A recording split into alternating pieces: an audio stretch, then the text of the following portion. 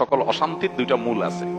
আরেকজনের সাথে নিজেকে তুলনা করা, আরেকটা হলো আরেকজনের কাছে কি করা, আশা করা। মানুষের চাইতে বেশি আশা করা উচিত না। স্বামী হোক, স্ত্রী হোক, ননদ হোক, দেবর হোক, শ্বশুর হোক, শ্বশুর বাড়ি হোক, এমনকি বন্ধু বান্ধব হোক, আপনার কোনো বন্ধু বান্ধব যদি আপনার সাথে বেঈমানি করে, আপনার খুশি হওয়া উচিত।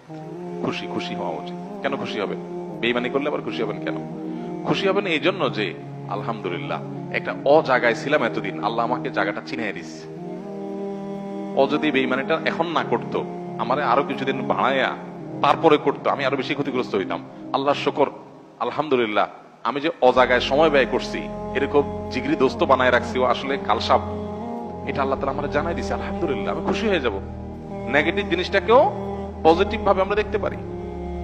যত হতাশা আছে, এই হতাশা দূর বেশিরভাগ ক্ষেত্রে হয়ে যাবে শুধু মেন্টালিটি পরিবর্তন করলে। আল্লাহ আমাদেরকে সেই তৌফিক দান করুন। আমাদের কিচ্ছু নাই ঘরে, অল্প স্বল্প আছে, আমরা যার আছে তার সাথে তুলনা করবো না। আমার যা আছে তা নিয়ে অনেক হ্যাপি, আলহামদুলিল্লাহ। আল্লাহ আমার ছেলে মেয়ে সুস্থ রাখছেন, ক্যান্সার দেন নাই, বড় কোনো ব্যাধি দেন না, আল্লাহ শুকর। কিন্তু কাউকে ক্যান্সার দিয়েছেন, আলহামদুলিল্লাহ আল্লাহ তাআলা আমাকে মরার আগে তওবা করার সুযোগ দিয়েছেন। একটা ওয়ার্নিং আসছে, আমি এখন প্রস্তুতি নিয়ে যেতে পারি। অনেকে হঠাৎ চলে যাচ্ছে অ্যাক্সিডেন্টে, সেটা প্রস্তুতি নিতে পারে নাই। খারাপ কাজ করতে করতে গুনাহের পথে থাকতে তওবা করার আগে সে চলে গেল। আলহামদুলিল্লাহ আমাদের একটা ওয়ার্নিং পিরিয়ড পাইছি, এই সুযোগে আমি তওবা করে আমার আখিরাতটাকে সুন্দর করে যেতে পারি। প্রত্যেকটা নেগেটিভ জিনিসকে পজিটিভ দেখা যায়। বিশেষ করে আজকালকার যে হতাশা, এগুলো বেশিরভাগই হলো আমাদের অনেক খাই স্বভাবের কারণে। আমরা ভাবখানা, আমি এরকম অনেক মানুষ দেখেছি, ব্যক্তিগতভাবে আমি পরিচিত অনেক মানুষের সাথে, নাই ভাই কিচ্ছু নাই, ব্যবসা বাণিজ্য অবস্থা একবারে খারাপ। এরপরে দেখা গেল ছেলে ফেলে নিয়ে, বাচ্চা কাচ্চা নিয়ে উনি ব্যাংকক গেছে ঘুরতে। ভাই ব্যাংকক গেছেন ঘুরতে, আপনার না খুব অসুবিধা?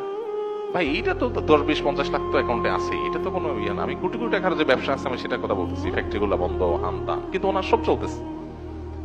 মানুষের চাহিদা যত বাড়ে সে তত দুঃখী হয়, চাহিদা যত কমে সে তত সুখী হয়।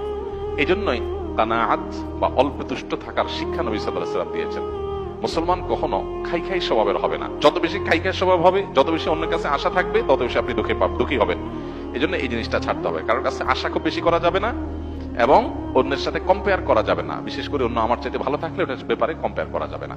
পৃথিবীতে আল্লাহ ছাড়া আর কারোর ব্যাপারে আশাবাদী থাকবেন না। এমনকি নিজের মা বাপও না, নিজের স্ত্রীও না, স্বামীও না, সন্তানও না, ভাই বোনও না, জিগরি দোস্ত না, কারোর ব্যাপারে না। আশা করেন, খুব বেশি আশা করে বসে থাকেন না।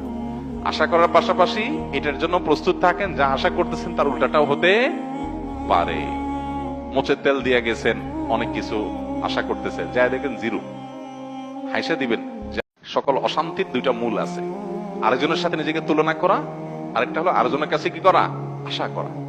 মানুষের চাইতে বেশি আশা করা উচিত না। স্বামী হোক, স্ত্রী হোক, ননদ হোক, দেবর হোক, শ্বশুর হোক, শ্বশুর বাড়ি হোক, এমনকি বন্ধু বান্ধব হোক, আপনার কোনো বন্ধু বান্ধব যদি আপনার সাথে বেঈমানি করে, আপনার খুশি হওয়া উচিত। খুশি হওয়া উচিত। কেন খুশি হবেন? বেঈমানি করলে আবার খুশি হবেন কেন? খুশি হবেন এই জন্য যে আলহামদুলিল্লাহ একটা জায়গায় ছিলাম এতদিন, আল্লাহ আমাকে জায়গাটা চিনিয়ে দিচ্ছে। যদি বেঈমানিটা এখন না করতো, আমারে আরো কিছুদিন বাড়াইয়া তারপরে করতো, আমি আরো বেশি ক্ষতিগ্রস্ত হইতাম। আল্লাহর শুকর, আলহামদুলিল্লাহ আমি যে অজাগায় সময় ব্যয় করছি, এরকম জিগরি দোস্ত বানায় রাখছি, ও আসলে কালসাপ, এটা আল্লাহ তাআলা আমারে জানাই দিছে। আলহামদুলিল্লাহ আমি খুশি হয়ে যাব। নেগেটিভ জিনিসটাকেও পজিটিভ ভাবে আমরা দেখতে পারি। যত হতাশা আছে, এই হতাশা দূর বেশিরভাগ ক্ষেত্রে হয়ে যাবে শুধু মেন্টালিটি পরিবর্তন করলে। আল্লাহ আমাদেরকে সেই তৌফিক দান করুন। আমাদের কিচ্ছু নাই ঘরে, অল্প স্বল্প আছে, আমরা যার আছে তার সাথে তুলনা করবো না। আমার যা আছে তা নিয়ে অনেক হ্যাপি, আলহামদুলিল্লাহ। আল্লাহ আমার ছেলে মেয়ে সুস্থ রাখছেন, ক্যান্সার দেন নাই, বড় কোনো ব্যাধি দেন না, আল্লাহ শুকর। কিন্তু কাউকে ক্যান্সার দিয়েছেন, আলহামদুলিল্লাহ আল্লাহ তাআলা আমাকে মরার আগে তওবা করার সুযোগ দিয়েছেন। একটা ওয়ার্নিং আসছে, আমি এখন প্রস্তুতি নিয়ে যেতে পারি। অনেকে হঠাৎ চলে যাচ্ছে অ্যাক্সিডেন্টে, সেটা প্রস্তুতি নিতে পারে নাই। খারাপ কাজ করতে করতে গুনাহের পথে থাকতে তওবা করার আগে সে চলে গেল। আলহামদুলিল্লাহ আমাদের একটা ওয়ার্নিং পিরিয়ড পাইছি, এই সুযোগে আমি তওবা করে আমার আখিরাতটাকে সুন্দর করে যেতে পারি। প্রত্যেকটা নেগেটিভ জিনিসকে পজিটিভ দেখা যায়। বিশেষ করে আজকালকার যে হতাশা, এগুলো বেশিরভাগই হলো আমাদের অনেক খাই স্বভাবের কারণে। আমরা ভাবখানা, আমি এরকম অনেক মানুষ দেখেছি, ব্যক্তিগতভাবে আমি পরিচিত অনেক মানুষের সাথে, নাই ভাই কিচ্ছু নাই, ব্যবসা বাণিজ্য অবস্থা একবারে খারাপ।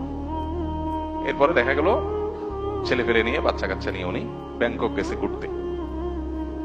ভাই ব্যাংকক গেছেন ঘুরতে, আপনার না খুব অসুবিধা?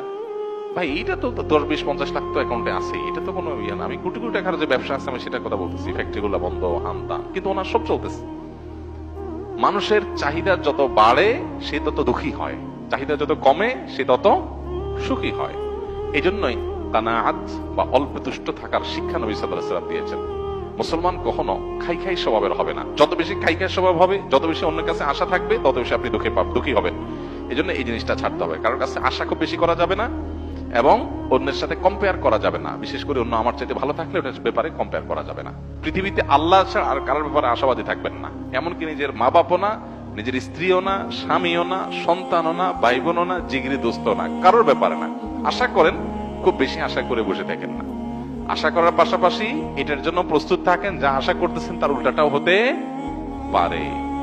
মোচের তেল দিয়ে গেছেন, অনেক কিছু আশা করতেছেন, যা দেখেন জিরো, হাইসা দিবেন